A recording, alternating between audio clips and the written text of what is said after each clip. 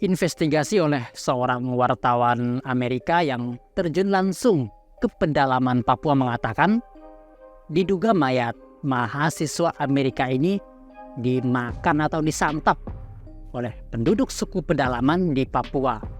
Karena hingga detik ini mayatnya tidak pernah ditemukan. Saya Utsaimin, stabilkan posisi kalian.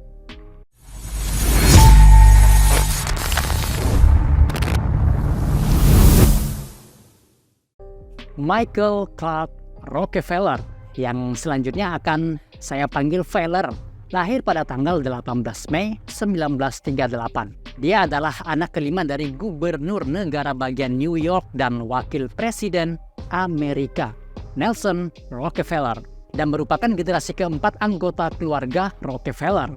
Nah, si Feller ini menghilang selama ekspedisi di wilayah suku Asmat, tepatnya di barat daya Nugini, yang sekarang bernama Papua Nugini. Di tahun 2014, Carl Hoffman menerbitkan sebuah buku yang menjelaskan secara terperinci tentang pemeriksaan resmi terhadap Rockefeller, yang diakui oleh penduduk desa dan tetua suku bahwa Feller setelah berenang ke tepi sungai pada tahun 1961. Terlepas dari klaim-klaim tersebut, tidak ada bukti yang pernah ditemukan atas kematiannya. Feller adalah anak kelima dari bungsu dari Mary Todd Hunter Rockefeller. Dia adalah putra ketiga dari 7 bersaudara dari Nelson Rockefeller, dan dia memiliki saudara kembar bernama Mary. Feller ini berasal dari keluarga yang sangat terpandang di Amerika. Kakek buyut Feller ini adalah John Davison Rockefeller, yang merupakan pemilik perusahaan minyak terbesar dan terluas di dunia, yaitu Standard Oil. Nah, apalagi Feller ini anak dari wakil presiden Amerika, tambah terpandang lagi dong pastinya.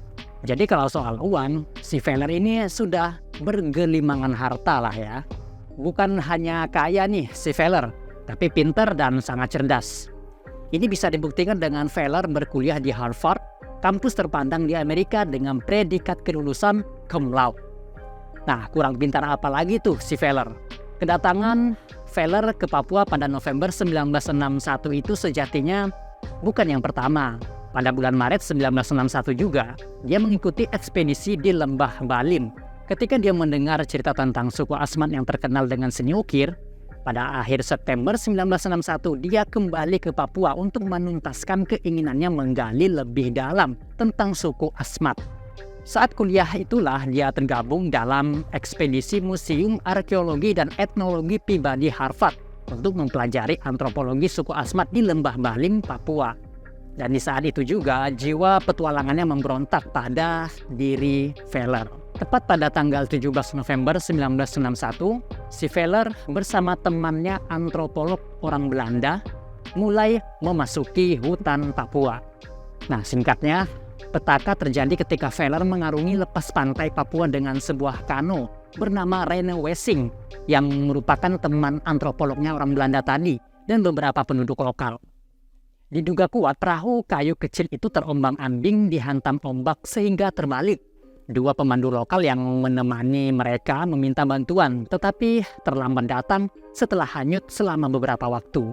Nah, besoknya, pada tanggal 19 November, Feller berkata kepada temannya si antropolog, "Saya pikir kita bisa melakukannya dan berenang ke arah pantai." Mungkin maksud si Feller ini memberi semangat kepada temannya agar tidak berputus asa, karena pada saat itu perahu mereka tenggelam dan mengambang di laut dengan hantaman ombak yang sangat deras. Besoknya, si Rene Wessing ini, yang teman si Feller yang antropolog orang Belanda tadi, berhasil ditemukan, sedangkan si Feller masih belum terlihat alias belum ditemukan, meski telah dilakukan pencarian lebih lanjut.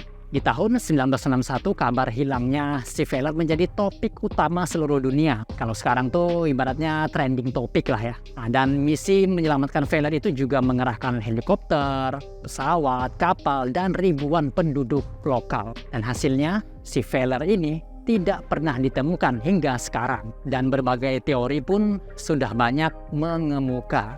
Dia diduga kuat meninggal karena kelelahan berenang dari laut ke tepi pantai. Namun ada dugaan pula dia dimangsa binatang, entah itu hiu, buaya, atau lainnya saat mencoba mencari pertolongan. Namun di luar itu, teori yang ramai menyeruak adalah dia diduga kuat penduduk setempat dan jasadnya dimakan oleh suku yang masih mempraktekkan. Dengan kata lain, Feller ini menjadi korban di wilayah Otsnajep. Nah, Otsnajep ini merupakan suatu wilayah pedalaman Papua yang mana dihuni oleh penduduk yang masih mempraktekkan pada saat itu. Dan Otsjaneb ini merupakan wilayah terdekat yang mungkin dapat dicapai Feller ketika mencari pertolongan. Dan celakanya lagi, hampir semua penduduk pedalaman di Otsjaneb ini masih melakukan praktek. Dugaan ini muncul setelah Carl Hoffman, seorang jurnalis Amerika secara khusus, datang ke pedalaman Papua untuk menelisik jejak perjalanan Feller dan hilangnya secara misterius. Berbagai bukti dikumpulkan, termasuk wawancara dengan penduduk di sekitar lokasi kejadian. Carl Hoffman yang menyelidiki hilangnya Feller mengumpulkan kepingan puzzle fakta. Salah satunya memeriksa halaman demi halaman laporan, tabel, dan surat tentang kasus ini yang dikirim oleh pemerintah Belanda, misionaris berbahasa Asmat di lapangan, dan otoritas gereja Katolik yang sebagian besar tidak pernah dipublikasikan. Orang-orang yang telah menjadi peserta kunci dalam penyelidikan itu tetap diam selama 50 tahun. Tetapi mereka masih hidup dan akhirnya mau berbicara. Dari hasil investigasi panjang di Papua itu, Carl Hoffman mendengar beberapa cerita tentang orang-orang Otsjaneb Feller setelah dia berenang ke pantai. Apapun itu, hingga saat ini tubuh Feller tak pernah ditemukan.